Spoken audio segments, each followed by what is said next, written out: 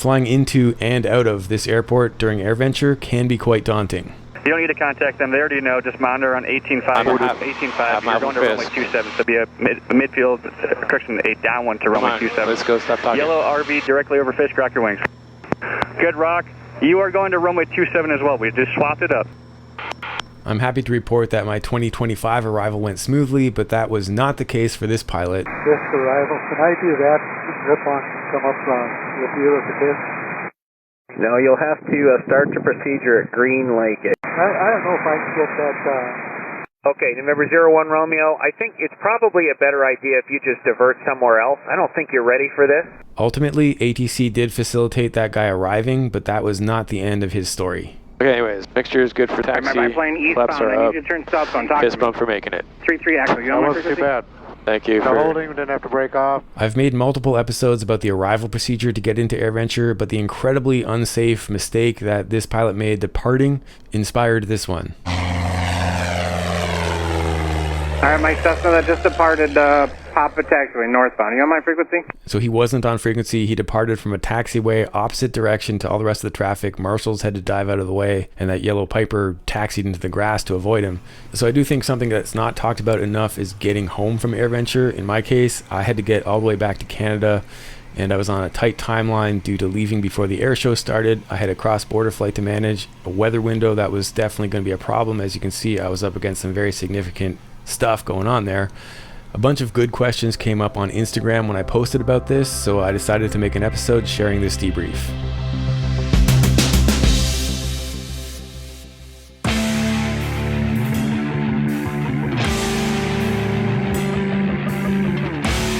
On the way to AirVenture this year, I stopped to meet with Beta Technologies and got some of the best B-roll I might ever get of the RV-14 because they were practicing with a new camera system to get footage of Aaliyah, which is flying at the air show this year at AirVenture.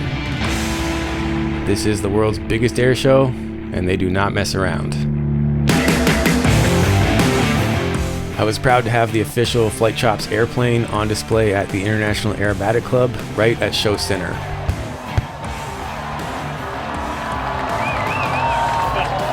And it wasn't lost on me how cool it was to be sharing a space so close to Aaliyah before she flew at the air show. What else we got, Steve? So that's pretty good. I got everything I've seen come at me from the YouTube video questions pretty much answered there. And if anybody wants to see an RV-14 that matches my shoes, I'm over by IAC. There's a lot more coming with the stuff that I produced with Beta Technologies. I do love the cutting edge. I fly with an EarthX lithium battery, and I think electric aviation is definitely something to keep your eye on. But before we get into the meat of this episode, here's a couple more AirVenture highlights. Just getting into some shade here in the Bose booth. Check this out. This is pretty cool. This sim, you can fly Mike McWilliams' plane, and the winner gets a chance at an A30 headset. It was an honor to be part of this panel where we talked about safe ways to capture and share flying experiences. Set it and forget it. Make sure it's safe, and don't let the camera get in the way. Don't allow it to distract you physically or mentally. That's a huge one, and I can't stress that one enough. And then, yeah, for the content angle, we're in a place where what resonates is truthful kind of authenticity. And I think people can smell it when it's fake. So like Michael said, it's got to be real. And that's always been my brand, is just keep it real. I'm not apologetic about mistakes, and I think people appreciate that. A real moment here. There's a lot of, like you say, there's a lot of people that are out there chronicling their adventures flying and they do nothing wrong, and I just don't watch it. But I watch these two guys because, right, I'm a flight instructor at heart. I grew up in a flight school, and when I watch people like Chris in Alaska and teaching people, and Steve learning how to fly aerobatics was really fun because I'm an aerobatic pilot, and I watched him get a T6 checkout, and what's really cool about that is that they're real people doing real things, and for me that's fun to watch. Okay, so back to getting out of here. That panel at Bose was my last event. It ended at noon. The air show was about to close the airspace. I had weather coming, and I had to go. I wanted to get home that day. And there's no question that I could not have gotten out as efficiently as I did without my buddy Thad. He's my logistics manager. He sets up our camp. He does all the cooking, and he makes sure that I don't miss my appointments. And in this case, he was working on getting the airplane untied down and ready to go for me so that I could just get there, do a quick walk around, And thanks to Thad, I got one pretty cool wide shot of me getting going because I did not take the time to do any vloggy type stuff with my real cameras. I just had to really focus on being pilot in command. So short of a couple of iPhone clips, I didn't think about production. This is cool. Getting ready to depart Oshkosh. Harrier's coming. So the pressure was definitely real trying to get out of here in time. I only shot 2 quick iPhone clips, and I didn't even do a second take of this last one where I flubbed what I was trying to say, because as soon as the marshal gave me the go, I wanted to be sterile thinking about the departure. Getting ready to depart. Getting ready to depart AirVenture and staying sterile. Because I am pretty much going to shoot this while they shut down, and then I'm running my checklist, and I'm going. And I wasn't kidding. The instant I heard that engine spool down, I got rid of my iPhone and started getting back into pilot and command mode. However, it became clear later, after seeing that terrible departure from AirVenture essentially illustrating how not to do it, that I had enough material that I could help people understand how to do it. It's best to plan to leave as early as possible on the day you want to depart. In my case, I couldn't do that because of my schedule, and with the air show coming up, it makes it really difficult because you could be mid-taxi, and if they close the airspace, that's that. Ordering fuel, they recommend doing it a day or more before so that the truck can come to you, which again I couldn't do, so I planned a fuel stop. And I honestly don't know what to recommend for the run-up because everyone's in a different situation based on where you're parked, so it's just really a case-by-case basis to find the safest way to do that.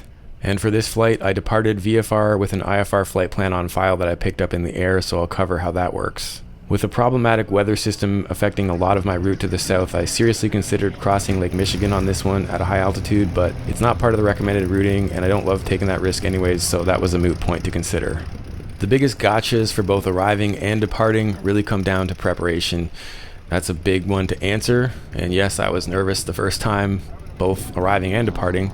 It really comes down to studying the NOTAM or the notice, practicing at home, talking to people that have done it before, and watching the Flight Chops AirVenture videos because more than once I've had some issues, so I've shared how it went.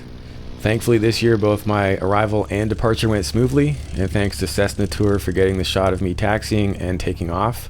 The initial part of the VFR departure is fairly straightforward. It's just one page on the notice that tells you what you're doing based on which runway you're leaving from, but very soon after that you are on your own if you're VFR. And you're not going to be able to get VFR flight following based on how busy the airspace is, so I recommend going IFR if you can. In my case, I needed to because I was going to be running into instrument conditions along the route, but regardless, it's just a safer way to go. So going back to the morning, right before the Bose event, I went to the media center. This is definitely the cheat code for me. I get a little bit of access to an air-conditioned area with some Wi-Fi. That's where I did my final flight planning. I already had the flight plan in the flights tab on ForeFlight ready to go, but I didn't file it until that morning.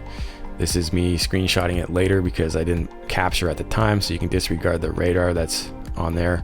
Then you need to file your EAPIS departure report. I love using FlashPass for this, highly recommend this app. I've screwed this process up before doing it the old way, it's not fun. But with these tools, I had my planning, filing, and briefing done within less than half an hour, and then I also called in a flight service briefing to get a human to look at NOTAMs with me in case I missed anything. So that's what the route looked like after I sent it from ForeFlight to the panel. This is before I got my clearance, so it's not guaranteed that I'm going to have that route, but it's likely. I had a bit of a VFR trip to get to KDLL, which is how they want you to file it. It's all about the route of your flight. Again, this may look intimidating, but if you glance at it, it's not that bad. But I heard a ton of guys getting declined for VFR flight following along the way, and even a couple that asked for IFR but didn't have a flight plan already on file, they also got declined. So it's important to do it this way because the airspace is so busy close to Oshkosh during AirVenture. So upon getting close to KDLL, I called in to pick up the clearance and got as filed for the route, so that was nice. The biggest challenge today was that the weather was building very quickly, so that required some modifications of the plan. I was mostly able to maintain the route, but did have to drop into heading mode to get around some of this stuff. The real challenge though was that I had filed the EAPIS for Battle Creek, and you need to give, I think it's 60 minutes notice minimum. So assuming weather allowed me to get there, I was in good shape because my ground speed was close to 200 knots and the weather heading towards home hadn't gotten there yet. So my path was good, but I was not going to be able to sit on the ground at Battle Creek. And if I did have to divert, I'd have to refile the APIS, and that would cost me at least 60 minutes, which I didn't really think I could afford. It's also worth noting that a big part of my decision to go today was that I knew that I had access to weather data in flight thanks to SiriusXM Aviation.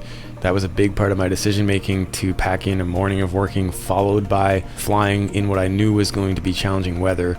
But being able to pick up the METAR more than 100 miles away and looking at this level of data gave me so much situational awareness that I felt comfortable going. As it was, I was bouncing between heading mode and nav mode.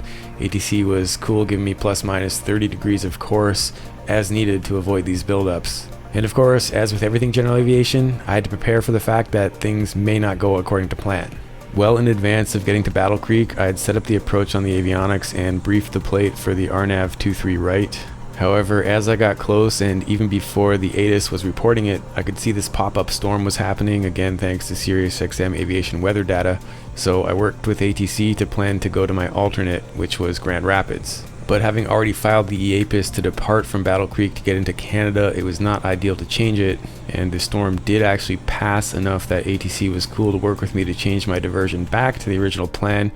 And the weather had shifted enough that now it was 05 left that they were advertising, so I briefed that and set it up, and then ultimately I just got cleared for the visual. So all in all, it was a lot of quick work, and thanks to ATC for helping make it go smoothly. After a super quick fuel and bathroom stop, I was back en route climbing out of here, but I was just getting ahead of the second wave of weather that was going to hit that area like within minutes, so that couldn't have been any tighter. But I was feeling good about making it, and at this point I'm climbing in pitch mode, just dialing in on a climb speed to keep the airplane cool enough, but also climbing fast enough to get up to altitude because I wanted to get above these as much as possible so I could at least see the buildups that I was trying to deke around. But looking at my route here, it's pretty obvious how close this came to not working, because basically everywhere that I had just been was now closed off. I was up there at 9,000 feet, density altitude just over 10,000. The airplane was performing great. I had an awesome ground speed, and I was confident that I was in a safe area to stay ahead of that weather. And I also knew that I had some good options. If I needed to divert, I could go south. Of course, that would mean renegotiating with Canada Customs about where to clear, but that's something to deal with at the time. If safety's a factor, you gotta do what you gotta do. En route, I do often take these type of status shots just so I can debrief later, and in this case, while I was shooting this one, I got cleared to the next waypoint, so I'm just setting that up and then getting out of heading mode and going back into nav mode. And I do love practicing with these avionics as much as possible so that when I am in challenging conditions, I'm not flustered if things happen and I need to move fast. And again, it is fun to look back at this route in real time. I was amazed how much it developed. I knew it was going to be close. I didn't think it was going to be that close. Anyways, now I'm getting the METARs for my local airports. Again, too far away to get the ATIS, confirming that I won't have a problem getting in. So all in all, thanks for watching. There's my debrief flying home from AirVenture 2025. It's always sad to cut the wristbands off, but you got to do it. Until the next one, keep your flight chops sharp. Oh, can't cut with my left hand. That was not climactic.